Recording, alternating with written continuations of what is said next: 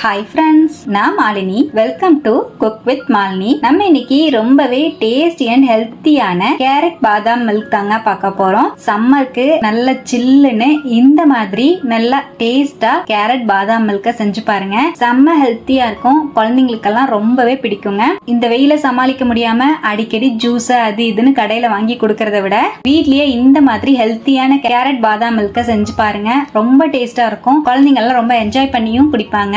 ரொம்ப டேஸ்டியான இந்த கேரட் பாதாம் மில்க எப்படி செய்யறதுன்னு பார்க்கலாம். கேரட் பாதாம் மில்க் செய்யறதுக்கு நான் இன்னைக்கு ஒரு 3 கேரட் தோல் சீவி எடுத்து வச்சிருக்கேங்க. இதோடவே ஒரு 10 இருந்து 15 பாதாம் பருப்பு எடுத்து வச்சிருக்கேன். இப்ப கேரட் எல்லாத்தையுமே இந்த மாதிரி ரவுண்ட் ரவுண்டா கட் பண்ணி வச்சுட்டேங்க. இப்ப நம்ம கட் பண்ணி வச்சிருக்கிற கேரட்டையும் பாதாமையும் குக்கருக்கு மாத்திக்கலாம். 1 கப் அளவு தண்ணி சேர்த்துக்கலாம். அதிகமா தண்ணி சேர்க்க வேண்டாம். அந்த கேரட் லைட்டா மூழ்கிற அளவுக்கு மட்டும் தண்ணி சேர்த்துக்கலாங்க. நமக்கு வேகறக்கு மட்டும் தான் நம்ம தண்ணி சேர்க்கணும். குக்கர் மூடி போட்டு 3 விசில் விட்டு இறக்கிக்கலாம். கேரட்டும் பாதாமும் நல்லா வெந்து வந்துரும்.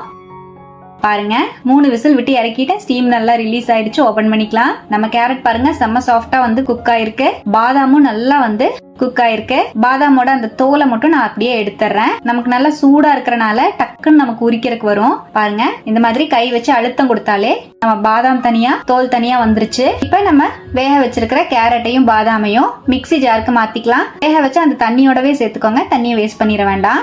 2 ஏலக்காவோட விதையை மட்டும் சேர்த்துக்கலாம். ஏலக்காய் பொடியா இருந்தா ஒரு 1/2 டீஸ்பூன் சேர்த்துக்கோங்க. 2 டேபிள் ஸ்பூன் நாட்டு சக்கரை சேர்த்துக்கலாம். நல்லா நைஸா அரைச்சு எடுத்துக்கலாம். பாருங்க, இந்த மாதிரி நல்லா ஸ்மூத்தா அரைச்சிட்டு நல்லா கிரீமியா இருக்கு பாருங்க பாக்குறதுக்கு. இப்ப நம்ம அரைச்ச பேஸ்ட இந்த பவுலுக்கு நான் மாத்திக்கிறேங்க. இதோடவே காய்ச்சின பால் ஒரு 2 கப் அளவு சேர்த்துக்கிறேன். பால் நீங்க உங்க விருப்பம் போல சேர்த்துக்கலாம். கொஞ்சம் நான் திக்கா தான் கேரட் பாதாம் மில்க் ரெடி பண்ணியிருக்கேன். உங்களுக்கு லூஸா வேணும் அப்படின்னா இன்னும் கொஞ்சம் பால் நீங்க சேர்த்துக்கோங்க. ரொம்பவே டேஸ்டா இருக்கும்.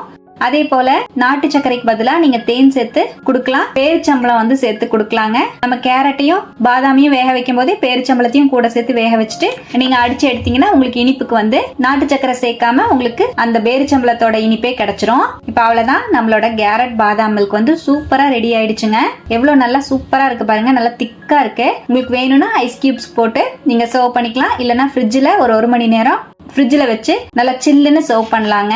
ரொம்பவே சூப்பரா இருக்கும். நல்லா சர்வ் பண்ணும்போது துருவின நட்ஸை மேல சேர்த்து குடுத்தீங்கன்னா குடிக்க ரொம்பவே டேஸ்டா இருக்கும். கேரட் பாதாம் மில்க நான் சூடா தான் சர்வ் பண்ணியிருந்தேன். ரொம்பவே டேஸ்டா இருந்தது. நீங்க சில்லுன்னு சர்வ் பண்ணலாம், சூடாவும் குடிக்கலாங்க. ரொம்ப டேஸ்டா இருக்கும். கண்டிப்பா இது போல நீங்களும் கேரட் பாதாம் மில்க ட்ரை பண்ணுங்க.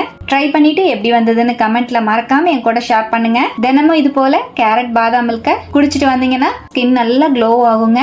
நம்ம பாடிக்கும் நல்ல ஒரு எனர்ஜி கிடைக்கும். நம்ம சேனலுக்கு இப்பதான் ஃபர்ஸ்ட் டைம் வந்திருக்கீங்கன்னா சப்ஸ்கிரைப் பண்ணி பக்கத்துல இருக்கிற பெல் ஐகானை பிரஸ் பண்ணுங்க. லைக் பண்ணுங்க. ஃப்ரெண்ட்ஸ் அண்ட் ஃபேமிலியோட ஷேர் பண்ண மறக்காதீங்க ஃப்ரெண்ட்ஸ். தேங்க்யூ.